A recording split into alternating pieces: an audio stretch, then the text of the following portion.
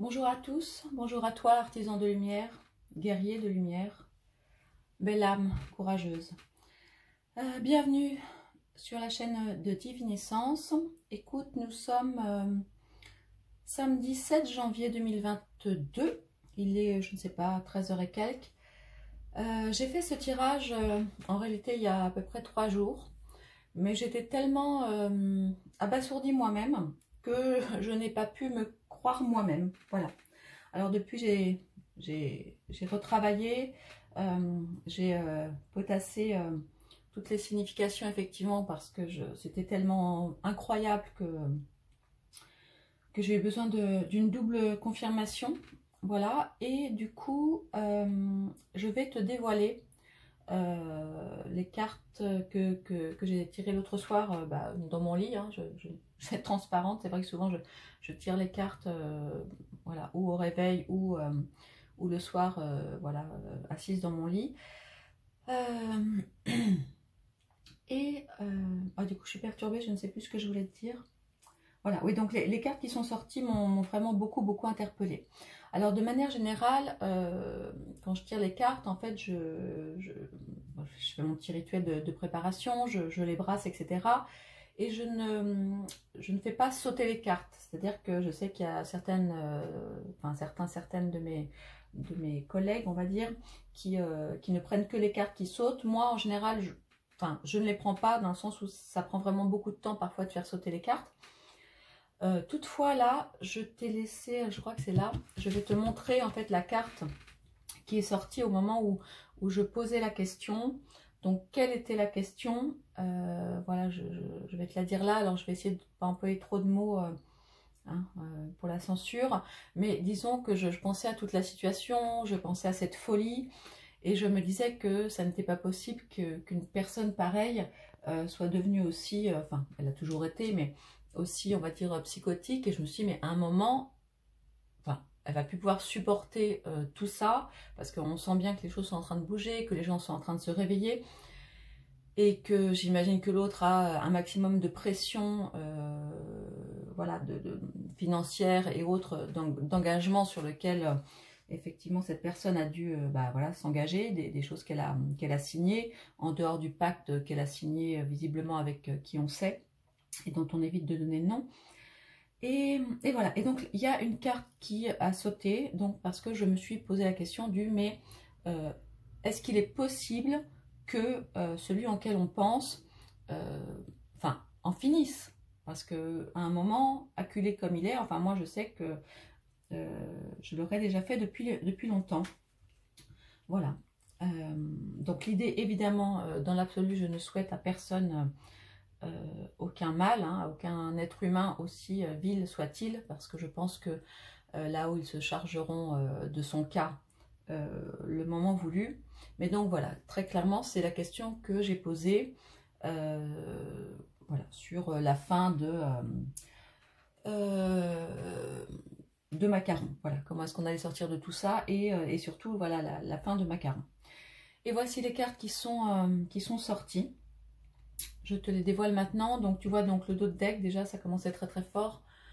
C'est la carte du sacrifice, hein, qui n'est pas très joyeuse comme on peut s'en douter. Alors voilà, je te sors, donc j'espère que tu les verras bien. La carte du silence, la carte de l'erreur, l'isolement, la porte, l'énergie, Oméga, la femme, la clé et le doute. Voilà. Donc ce sont déjà les premières cartes qui sont sorties. Voilà. En plus donc de cette carte que je te sors, que je t'ouvre tout à l'heure, qui m'a vraiment mis des frissons, mais une chose incroyable. Alors on va commencer par analyser déjà ces trois premières cartes. Donc la carte du silence. Donc dans l'absolu, c'est pas forcément une carte négative, hein. Ça peut même être une carte positive, puisque c'est une carte qui parle de calme, mais aussi d'association. Excuse-moi, je suis perturbée, d'annonciation. Voilà. D'un point de vue professionnel, on parle effectivement d'un manque de communication. Et d'un point de vue spirituel, ce qui m'intéresse pas mal en ce moment sur le sujet, en fait, ça indique que la personne en fait poursuit la quête, en fait sa quête, toute sa vie durant. Donc en fait, elle est vraiment focus sur sa quête. Et en fait, normalement, cette carte annonce un événement important pour justement la continuité de sa quête et de sa démarche. Voilà. Très intéressant aussi avec l'oracle de la triade, la carte numéro 52, en termes de date ou de période, fait référence à l'été et à juillet. Donc, qu'est-ce qu'on a eu au mois de juillet? Effectivement, on a eu l'annonce du pass sanitaire d'une part, voilà. Et nous avons donc eu tout récemment le fameux voilà, j'emmerde les noms blablabla, etc. Donc peut-être que là, c'est clair, il y a donc la carte de l'erreur. Peut-être qu'effectivement, Macaron aurait commis une erreur absolument fatale, j'ai envie de dire, en prononçant les dernières phrases qu'il vient d'annoncer dans la presse. Voilà, alors qu'est-ce que nous dit la carte de l'erreur? Alors attends, je te la montre pour que tu comprennes un petit peu ce que je te raconte. C'est clairement la carte qui fait référence à la faute, au péché, hein, parce qu'effectivement tu vois que la pomme a été croquée. Donc là, elle indique effectivement un véritable manquement à sa parole, un égarement total. Voilà, on voit effectivement que la bouche, là, du coup, est cachée. Donc, effectivement, il aurait mieux fait de se taire. En tout cas, c'est ce que me disent les cartes. Donc voilà, il aurait mieux fait, effectivement, de ne pas donner cette fameuse phrase qui va devenir culte sur j'emmerde les noms, etc. Donc là, qu'est-ce qu'on voit? On voit effectivement la pomme qui est croquée. Donc la pomme, tout le monde connaît la symbolique, c'est lorsque le péché a été commis. Et en fait, là, ce qu'on voit, alors attends, je te le rapproche, on voit effectivement des ombres là, et on voit ici Caïn, et on voit ici donc les deux ombres. Donc là, en fait, il y a donc des ombres donc, qui sont donc inanimées, hein, donc c'est un corps, et en fait, cette image représente l'image d'Abel qui hante Caïn, en fait, hein, parce que bon, bah, vous connaissez l'histoire. Donc on voit effectivement le péché donc, qui est là avec notre serpent. Et autre chose qui m'a vraiment interpellée, c'est, vous voyez, ici, il est écrit Sin. Alors, Sin, c'est une lettre de l'alphabet hébraïque, hein, en l'occurrence, c'est la 21e lettre de l'alphabet hébraïque.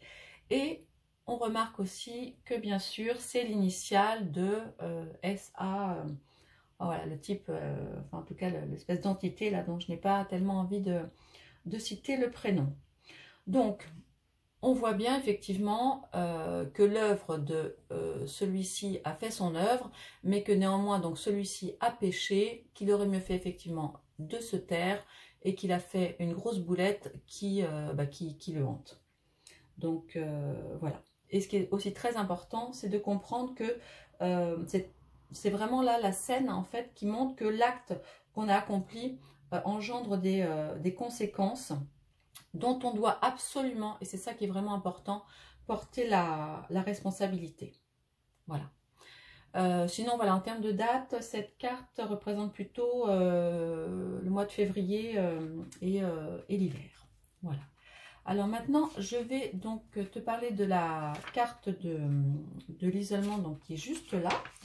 Alors la carte de l'isolement, donc février, donc hiver, donc le délai associé c'est 2, alors est-ce que c'est 2 mois, 2 semaines? Donc qu'est-ce qu'on voit? Donc cette carte nous parle évidemment de solitude, de retraite, de captivité aussi, parce que c'est un petit peu comme une prison ici, et de soumission. Et ce qui est très important aussi, c'est que cette carte est associée d'un point de vue physiologique en fait aux nerfs. Voilà. Donc il est très possible que la personne à qui nous pensons ait les nerfs en assez mauvais état. Vous voyez? Et là, de nouveau, on recommence, on retrouve en fait le jaune soufre, qui est lié effectivement à ce personnage Lucie 111, dont on n'aime pas dire le nom. Donc voilà, donc c'est en lien effectivement, cet emprisonnement est lié à ce personnage LU, etc. Et en fait, là, dans l'idée de cette prison, elle a en fait un double sens. Elle peut aussi vouloir dire qu'en fait, l'homme auquel on pense aimerait retrouver sa place donc parmi les siens, voilà. Mais elle dit aussi qu'il se condamne lui-même à la réclusion afin d'éviter en fait la confrontation extérieure. Voilà. Donc il est bien effectivement possible que nous n'entendions pas trop parler du personnage principal en ce moment. Voilà. Et puis en termes vraiment voilà, de caractère, cette carte indique une personne qui est vraiment nerveuse, qui est angoissée. Et ce qui est très drôle, c'est que ça nous parle aussi de personnes qui peuvent attraper des maladies contagieuses nécessitant un isolement. Voilà, donc moi je trouve ça assez rigolo. Là on nous parle vraiment d'un vrai tumulte intérieur et puis aussi d'un point de vue financier, on parle de situations financières qui seraient bloquées. Alors, est-ce que ce serait peut-être des choses un peu compliquées avec les LABO, avec qui le personnage principal a effectivement pris des engagements, et là, il risque d'avoir du mal à redresser la barre. Bon, on voit ce qui s'est passé à l'Assemblée il y a quelques jours, quand tout le monde finalement voilà, s'est sauvé. Donc c'est un petit peu, c'est très compliqué, je pense, pour lui en ce moment. Voilà. Et en fait, d'un point de vue aussi spirituel, en fait, ça représente un personnage qui se sent, on va dire, abandonné de ses guides. Alors, je ne dirais pas vraiment du ciel, vu la couleur de ce personnage, mais en tout cas, peut-être qu'il se sent un petit peu lâché par ses maîtres. Voilà. Je vais passer donc sur les cartes suivantes avec la porte. Bon, donc la porte porte le signe 7, donc ça nous parle du mois de juillet, de l'été, etc. Mais bon, là en l'occurrence, donc on en revient effectivement peut-être au fameux 12 juillet, je crois que c'était ça la date. Donc, de manière générale, la porte nous parle de réflexion, d'ouverture, d'issue. Donc, quelle issue? Quelle issue pour sortir de tout ça? Voilà. Et bien sûr, c'est un côté mystérieux puisque c'est le passage voilà, d'un côté à l'autre. Hein, c'est la porte qui invite à être franchie pour aller dans l'au-delà. Et puis, ce qui est très intéressant aussi, c'est que cette carte, en termes de référence au corps, en fait, pour la triade, fait référence donc au diaphragme, au poumon et au système sanguin. Voilà. Donc, je la trouve vraiment très parlante. Ouais. Et puis aussi, le chiffre 7, le 7e jour, voilà, c'est l'appel de Dieu à se reposer. Donc c'est vraiment, bon, c'est aussi en lien avec l'isolement, donc se reposer d'un point de vue physique, mais aussi peut-être se reposer de manière définitive, hein, puisque cette porte indique le passage entre les deux mondes, et elle va bien avec celui-ci, puisque cette carte est liée voilà, à des personnes qui s'intéressent à l'occulte. Donc, avec cette carte aussi, voilà, on attend un cycle qui s'achève et une étape de franchie. Et puis bon, rapidement, là, en fait, ce passage alors, semble lié à la rencontre, ou en tout cas à la... comment dirais-je, à l'influence, voilà, à l'influence d'une femme. Alors, je ne sais pas si cette femme, là en l'occurrence, c'est Bribri, ou si c'est peut-être lié aux révélations qui sont en cours là de Natacha. Bon, j'avoue que bon, j'attends de voir, même si j'ai mon propre avis. Je ferai un tirage d'ailleurs là-dessus un peu plus tard. Mais bon, là, c'est pas vraiment, vraiment le sujet. Voilà. Donc qu'est-ce que ça nous dit effectivement? Quelqu'un de déterminé à aller jusqu'au bout de son action, qui aurait mieux fait de se taire, qui a fait véritablement une grosse connerie dont il devra porter la responsabilité, qui se retrouve isolé ou, et où pour se retrouver avec des gens qui lui ressemblent et où pour se protéger et ne pas avoir à affronter l'extérieur. Maintenant, une nouvelle porte s'ouvre, une nouvelle porte en fait vers l'au-delà qui indique la fin d'un cycle et qui indique surtout, qui confirme qu'une étape un petit peu sans retour a vraiment été franchie. Bon, on le sait avec tout ce qui a été dit. Bon, j'ai envie de dire qu'il aurait mieux fait de tourner cette fois sa langue dans sa bouche avant de l'ouvrir parce que là, très clairement, il ne pourra plus revenir en arrière. Pour ce qui est de cette carte, alors cette carte, c'est une carte évidemment plutôt positive, plutôt solaire, hein, ça nous parle plutôt de l'été. Ça représente quoi? Ça représente la force, la vitalité et la puissance, évidemment. Mais ce qui est super intéressant, c'est que d'un point de vue corporel, elle nous parle de globules, hein, peut-être les globules blancs, peut-être des lymphocytes. Moi, je ne dis ça, je ne dis rien. Et puis, elle nous parle aussi, voilà, des membres. En place centrale, elle représente effectivement des gens qui ont une personnalité, excusez-moi, je suis tellement... j'arrive toujours pas à m'en remettre, j'imagine que je parle un peu vite, excusez-moi, je vais essayer de me calmer. Parce que je ne veux pas non plus vous faire des vidéos trop longues, parce que je sais qu'on passe beaucoup de temps à regarder des vidéos et que le temps est précieux pour chacun. Voilà. Je vais quand même essayer de me calmer un petit peu. Alors, donc, cette carte, effectivement, qui est plutôt pas mal, en fait, nous parle d'une personne avec un caractère extrêmement actif, d'instable sur le plan affectif, hein, puisque sa préoccupation, c'est vraiment l'ambition, on va dire, professionnelle et l'action. C'est une personne aussi pour qui la sexualité est primordiale. Bon, on le sait maintenant de sources sûres, la personne en question a une sexualité, voilà, on va dire très débridée, on va dire comparativement, voilà, à ce qu'on va appeler la norme. Voilà, et c'est quelqu'un aussi qui, mine de rien, du coup, au niveau de son attitude, peut sembler vraiment rigide et dur.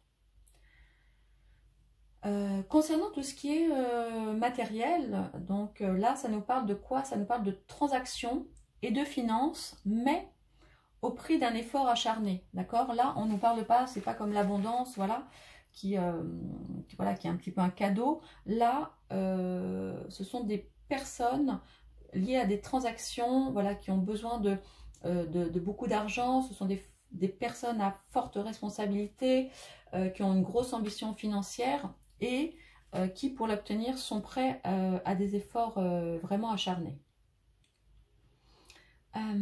Et puis enfin, bon, là pour le rapport à la spiritualité, là on nous parle de quelqu'un en perpétuel questionnement. Ce qui induit une véritable suractivité mentale qui fatigue au bout d'un moment. Voilà. Donc on le sait, enfin en tout cas de ce qu'on sait de lui, c'est quelqu'un de fragile, hein, qui a tendance effectivement à consommer énormément de farine et autres choses comme ça. Et du coup, là, très clairement, ce que ça nous montre, c'est que ça tourne, ça vire. Attendez, je vais vous l'approcher, pardon. Voilà, ça tourne, ça vire autour du symbole aussi de l'argent, hein, de la puissance, et ça tourne dans tous les sens. Et parfois, ça peut rendre fou, on ne va pas se mentir. Alors, notre carte de l'oméga, bon, celle-ci, vous la connaissez, hein, vous connaissez l'histoire. Il y a l'alpha, le début, et puis il y a l'oméga. Donc, celle-ci, elle nous parle évidemment plutôt donc, de fin, donc plutôt de tout ce qui est, on va dire, hiver, mais plutôt décembre-mars. Vous voyez, c'est plutôt à cette période-là. Donc, c'est bien ce que... Donc là, moi, je note donc, cette période donc, de la fin... voilà, en tout cas en hiver, fin d'hiver, je ne sais pas. Voilà. Alors dans l'absolu, la carte Oméga est relativement positive, on va dire, puisque elle représente l'aboutissement, la finalité, tout ce qui est illumination au sens révélation. Et elle fait référence en termes corporels à tout ce qui est la tête et le cerveau. Voilà. Donc là, ce qu'on voit effectivement, c'est qu'il y a une très grande agitation du cerveau, donc de la personne à laquelle on pense. Mais la carte de l'oméga marque évidemment la fin, donc ce que je vous disais, donc l'alpha et l'oméga. Et là, ce qu'on voit en fait, c'est que la carte quand même a un fond noir qui marque l'obscurité, qui marque qu'un crépuscule là est tombé et qui marque la fin d'un cycle normalement fait pour se rapprocher du divin. Alors je dis bien normalement, puisque là en l'occurrence pour la personne à laquelle on pense, c'est pas vraiment du divin dont il est proche, tout le monde le sait. Et cette carte mentionne très clairement un point de non-retour. Voilà, donc ça c'est vraiment très important de le noter, d'autant que en fait avec la clé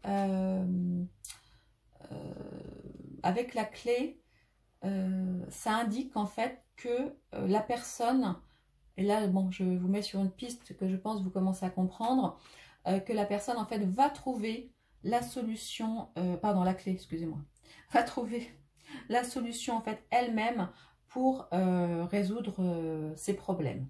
Ok. Et puis ensuite, on le voit aussi avec cette carte-là, en fait, donc la carte, voilà, le dos de deck, la carte du sacrifice. En fait, cette personne est prête à atteindre effectivement ses buts au prix d'un sacrifice. Alors, son but au départ, évidemment, ça pouvait être quoi? Ça pouvait être effectivement le silence et la sérénité, mais on verra bien effectivement qu'il n'en est rien. Alors, notre petite femme, donc là, bon évidemment, donc c'est symbole de la partie féminine, de tout ce qui est idéal, etc. Mais c'est aussi le symbole de la soumission. Donc, comment pouvons-nous interpréter cette carte? Eh bien, de deux choses l'une, où elle nous parle effectivement de Bribri en tant que telle, où elle nous parle de la soumission, donc de la soumission du personnage principal à cette femme finalement. Et puis dans le jeu de la triade, évidemment, cette carte évidemment représente la conjointe ou la maîtresse. Et ce que je trouve vraiment important aussi, c'est qu'elle représente aussi pour donc le personnage principal, le consultant, donc celui auquel on fait référence, c'est une femme donc, qui joue un rôle important dans le domaine professionnel. Voilà, donc voilà. Oh, il faudrait que j'arrête de dire voilà, mais je ne sais pas faire autrement pour le moment. J'espère que vous me pardonnerez. J'essaie d'être le plus naturel possible et de ne faire ça qu'en une seule prise. Voilà, je compte sur votre bienveillance. Voilà, je débute sur tout ce qui est film et du coup, je ne suis pas très au point. Voilà. Alors ensuite, notre clé. Notre clé, alors évidemment, une clé, qu'est-ce que ça fait? Une clé, ça ouvre, ça ferme, ça représente effectivement donc l'accomplissement, puisque là, voilà, il y a le tour qui est fait avec l'illumination, une certaine découverte. Et puis, ça nous rappelle aussi en termes de corps, en fait, cette carte est liée aux os et au système nerveux. Voilà.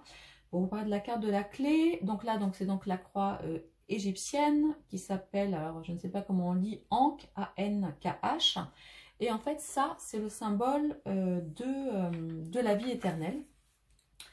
Et ce qu'on peut voir de chaque côté, en fait, alors évidemment, ça n'est pas écrit dans une langue que nous pouvons comprendre facilement, mais il est écrit Nem, Ankh, ce qui veut dire en fait le vivant. Dans l'histoire ancienne, l'Égypte ancienne, en fait, on plaçait cette clé dans la main des dieux parce que c'est la clé, en fait, qui ouvre l'au-delà mais c'est aussi la clé qui la ferme. C'est-à-dire que le passage de l'autre côté, eh bien, voilà, est sans retour possible. Hein. Ça indique véritablement le dénouement, l'issue, la solution. Et quand elle est placée effectivement à côté de la femme, il y a un côté, comment dire, il y a un côté tellement passionnel qui peut nous laisser penser, en tout cas qui moi me laisse à penser, si vous voulez, qu'il y a comme un vent d'éternité qui souffle entre ces deux personnages. Donc vous le comprendrez comme vous le voulez. Hein. Moi je pense que ces deux-là sont liés effectivement à la vie, à la mort, par un pacte pas très sympathique certes, et où effectivement cette personne, c'est mon sentiment là comme ça, va vraiment aider ou accompagner ou suggérer à cette personne la porte de sortie pour réparer son erreur, en finir avec tout ça et passer à autre chose.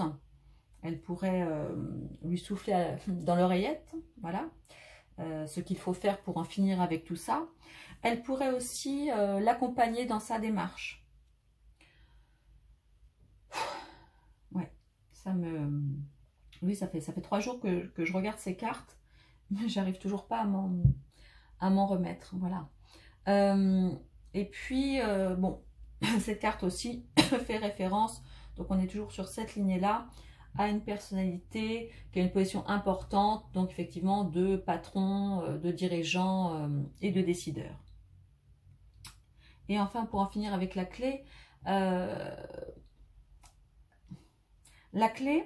là, ici, et je vais vous montrer, j'ai bien envie de vous les montrer maintenant. Bon allez, je vous les montre maintenant pour que vous compreniez, parce que là, je n'y tiens plus.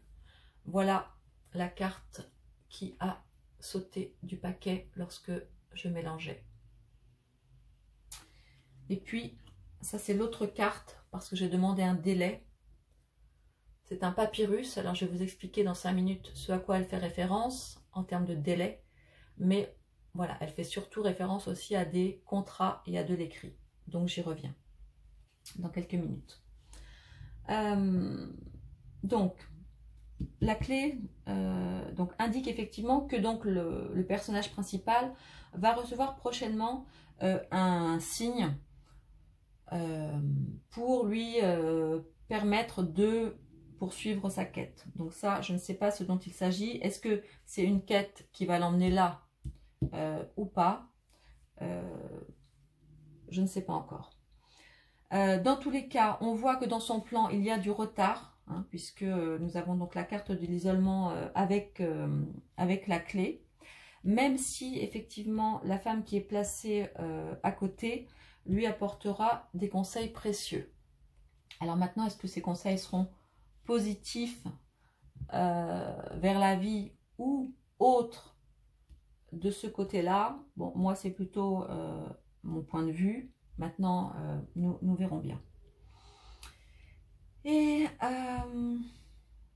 donc, on va en finir avec la carte donc, du doute.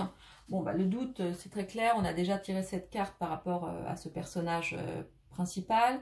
Elle nous parle de déstabilisation, de confusion, de dépression. Elle aussi, en termes de corps, nous parle de nerfs et de psychisme. Donc là, effectivement, il y a un très gros désordre intérieur, vraiment énormément de questions en fait qui ébranlent toutes les fondations. Hein, donc c'est lié aussi effectivement à l'énergie. Et puis là, on retrouve effectivement ce tourbillon, vous voyez, ce tourbillon incessant de questions qui finissent par rendre dingue. Et le truc, c'est que ces questions, en fait, elles sont de 3 ordres, hein, en fait. Elles sont d'ordre physique, elles sont d'ordre psychique et elles sont d'ordre spirituel, excusez-moi. Voilà, donc là, la personne à qui nous faisons référence est quand même très mal et n'en finit plus de se poser des questions sur, bien sûr, j'ai envie de dire ce qui se passe, qui elle est, le pacte visiblement qu'elle a signé avec certaines forces. Voilà. En termes de caractère, là on nous parle d'un homme égoïste, voilà, qui broie du noir. On nous parle de problèmes financiers difficiles à résoudre.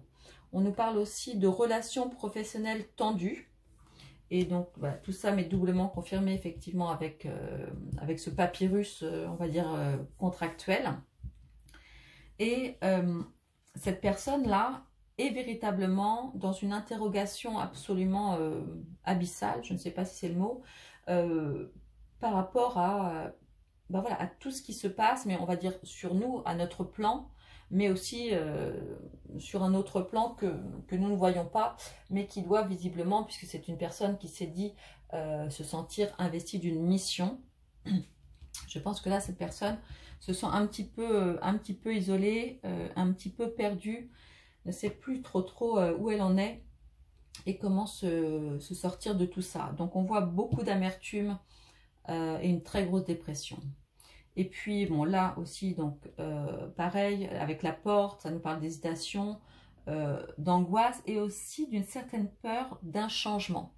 Donc là, on voit que notre personnage principal a peur d'un changement. Alors, est-ce que c'est un changement d'ordre matériel, donc qui est lié aux prochaines élections et au fait que peut-être il ne sera pas élu, ou peut-être d'ailleurs ne devra-t-il pas se présenter. Moi, je ne suis pas sûre qu'il se représente. Je pense que tout est mis en place en fait pour être... en fait, le sentiment que j'ai, mais il faudra vraiment que je fasse un tirage là-dessus, c'est que c'est un plan en fait. Tout le monde fait en sorte qu'il soit le plus haï possible pour faire monter d'autres personnes, et particulièrement j'en pense à une femme qui à mon sens ne vaut vraiment pas mieux que lui, qui va apparaître entre guillemets comme la sauveuse, à mon avis, ce qu'elle n'est pas du tout, bien au contraire. Mais il faudra que je vous fasse un tirage là-dessus. Voilà, donc qu'est-ce qu'on voit effectivement? Donc beaucoup de doutes. En plus de ça, cette personne-là est hypocondriaque, a une tendance hypocondriaque, alors c'est quand même un petit peu drôle en pleine période de Covid. Et là, en fait, qu'est-ce qu'on arrive, pardon, où arrive-t-on? Pas très français ce que je dis. En fait, ce que l'on voit, c'est que Oméga, avec Oméga placé à côté du doute, en fait, c'est que tous ces doutes vont être balayés. Et par quoi? Par, effectivement, le sacrifice. Voilà. Alors, j'ai fini sur la lecture, effectivement, des 9 cartes, entre guillemets, principales. Hein, donc, bon, en résumé, donc vous l'avez compris, notre personnage principal a fait vraiment une très grosse erreur liée à son pacte avec les forces du mal. Il se retrouve bloqué, il aurait mieux fait de se taire, il se retrouve isolé, il se cache aussi, il se protège, il a peur du changement, il sait quelque part que d'un point de vue d'après, c'est un petit peu maintenant la seule solution qui vient à lui en fait, serait vraiment de se sacrifier pour atteindre finalement son objectif de sérénité. Parce que là, on le voit très clairement, il est véritablement en train de devenir dingue. Hein. Il n'y a pas d'autre mot. Voilà. Alors, ma carte du sacrifice, enfin ma carte, c'est pas la mienne d'ailleurs, elle nous parle de quoi? Elle nous parle effectivement, elle nous parle, en fait, elle nous parle d'un rituel. Elle nous parle d'un rite autour duquel va se dérouler le sacrifice. Vous voyez, parce que c'est la couleur violette, donc il parle là de mystère et de rite. Elle nous parle de quoi? Ça, c'est la couronne du Christ, hein, comme vous l'avez vu. Et puis, là, ce qui est incroyable, c'est que c'est un... En fait, c'est du silex, hein, vous voyez, donc c'est un truc vraiment archaïque. Donc, archaïque, ça veut dire c'est avant, donc ça indique une régression. Et là, en fait, c'est un renoncement. En fait, là, à un moment, on sent qu'il renonce. Il renonce parce qu'il n'arrive pas à vaincre la douleur et il va donc falloir trouver une solution pour se sortir de tout ça. Et je vous invite à regarder ces deux petites cornes qui sont effectivement sur ce poignard. Voilà, qui nous montre très clairement, comment dirais-je, que ce qui va se passer. Ah, excusez-moi, j'ai une coupure, je ne sais pas pourquoi, une coupure vidéo juste à 3 minutes de la fin. Bon, je vais essayer de recoller tout ça. Pas sûr que j'y arrive. Sinon, je mettrai le petit bout en deuxième vidéo. Et puis c'est tout. Du coup, je sais plus où j'en étais. Oui, donc je vous ai donc parlé effectivement de la carte 46, voilà, du sacrifice. Donc de la carte effectivement de la mort, hein, donc qui indique effectivement quelque chose de très violent, de très brutal. Donc avec effectivement donc l'isolement, attendez, ça indique, excusez-moi, ça m'a perturbé cette coupure. Ça indique effectivement donc un véritable repli sur soi, et puis là clairement une page est définitivement tournée.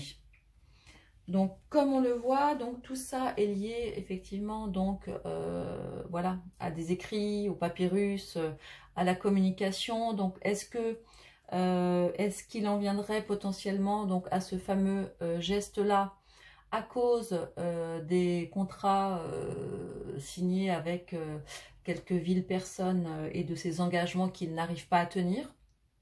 Ça, c'est très possible. Voilà. Est-ce que c'est lié au scandale concernant effectivement Bribri? C'est possible. Est-ce que c'est lié au fait que peut-être à un moment, bon ça j'y crois assez moyennement, il a une lueur en fait de conscience et il réalise en fait que tous les morts dont il est responsable, en fait, est-ce que ça vient le hanter? Bon, ça n'est pas impossible, hein, je ne suis pas non plus dans sa tête, mais voilà, donc tout ça c'est possible, voilà, hein.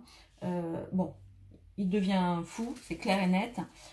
Voilà, ça fait beaucoup de MORTS, ça fait beaucoup de pression des LABO et du reste, ça fait beaucoup hein, lié à la sexualité, enfin à sa vie un petit peu moyen, quoi, beaucoup de mensonges. Et pour en finir, et ce sera le mot de la fin, en fait,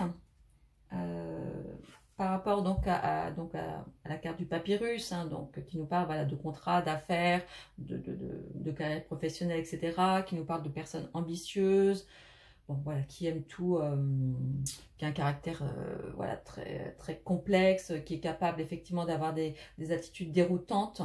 C'est intéressant aussi parce que d'un point de vue affectif, quand ce personnage-là principal, enfin quand on le tire avec le papyrus, donc ça indique aussi que le travail et les sentiments se mélangent. Voilà. Voilà, donc ça nous parle donc de transactions, de finances, d'import-export, hein, si vous voyez ce que je veux dire, puisque la soupe vient de l'étranger, hein, alors qu'on aurait pu, au pire, j'ai envie de dire, faire travailler la France, mais non, c'est pas grave, faisons travailler l'étranger. Alors qu'on a des génies, des chercheurs, des virologues, des scientifiques extraordinaires chez nous, mais bon, tout ça est un autre sujet. Donc, maintenant, pour la question du quand, eh bien, ce que nous dit la carte du papyrus, eh bien, elle nous parle du mois de mai. Voilà. Donc, la carte nous parle du printemps et du mois de mai. Donc, je ne sais pas si ce sera avant les élections, après. Je ne sais pas non plus si ce départ sera véritablement physique. Moi, c'est ce que je crois. Hein, parce que je crois qu'à un moment, de toute façon, il est foutu. Et que clairement il n'a pas d'autre issue. En tout cas moi, si j'étais à sa place, ça ferait déjà longtemps que je l'aurais fait. Voilà, parce que je ne vois pas comment ce type-là peut se regarder dans une glace le matin, hein, ni lui, ni l'autre qui lui sert de compagne ou de compagnon.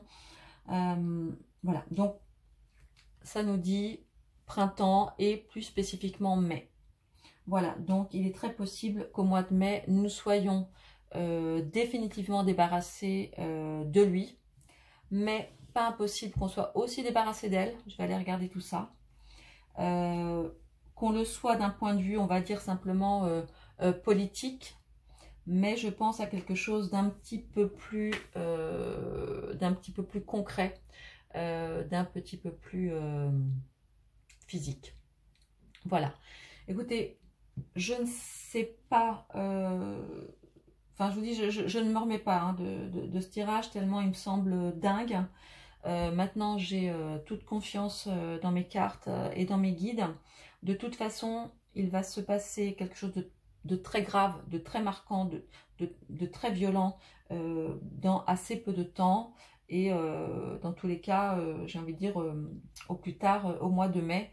Mais de toute façon, il va se sacrifier. Donc, est-ce qu'il va vraiment se sacrifier physiquement et qu'on n'en parlera plus jamais et qu'on ne le verra plus jamais et qu'elle va le suivre? Ok. Est-ce que celle-ci, c'est la prochaine, en tout cas c'est une candidate, hein, vous voyez à qui je fais référence, dont on entend beaucoup parler en ce moment. Est-ce qu'il fait tout ça? Est-ce qu'il se sacrifie politiquement pour lui laisser la place à elle, hein, qui fait partie, on va dire, vous savez, des mêmes, un truc un peu comme ça, là. Bon, nous verrons, nous verrons. Je vous remercie d'avoir pris le temps de regarder cette vidéo ou ces deux vidéos, parce que du coup je ne sais pas si je vais arriver à faire le montage rapidement. Sinon je vous mettrai en deux petits bouts de vidéo. Désolée. Tenez bon, restez confiants, restons unis. Il y a beaucoup de choses là qui se passent en ce moment avec voilà, avec le Sénat, avec les politiques, beaucoup de choses qui bougent aussi sur les réseaux sociaux. Bon, j'espère qu'il n'est pas trop tard. Bon, il n'est jamais trop tard, mais j'ai quand même le bon espoir qu'un maximum de personnes, même celles ayant pris la soupe, et j'ai envie de dire même ce serait bien que ce soit surtout celles qui ont pris la soupe, qui se réveillent et qui décident de dire non, tout simplement. Voilà, ensemble, disons non, voilà, disons non, ayons confiance, on va se sortir de tout ça. Je vous remercie de votre bienveillance, je vous aime, je nous aime, et puis ben voilà, on va y arriver. À très bientôt.